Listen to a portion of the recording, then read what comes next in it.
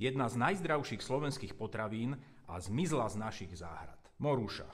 Naši starí rodičia ju poznali veľmi dobre, jedli ju čerstvú, sušenú, zaváranú, ale dnes sa na ňu takmer zabudlo.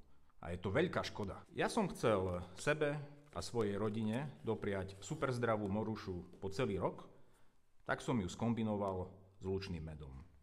Takto sa nepokazí a chutí skvelo. K morúši som pridal ešte aj černicu, lebo oni sú príbuzné. Morúša je vlastne stromová černica. Výsledok nie je len pochuťka, ale je to prírodný liek. Morúša sa odpradávna používa na podporu trávenia, krvného obehu, obsahuje železo, vitamíny skupiny B a pomáha hlavne pri únave a trávení.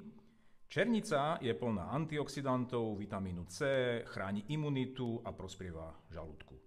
A keď sa to všetko spojí s čistým lučným medom, výsledok je naozaj silná prírodná kombinácia, ktorá telu pomôže. Viac k tomu nájdete na mojej stránke včelysvätého.ambróza.sk, ak vás to zaujíma.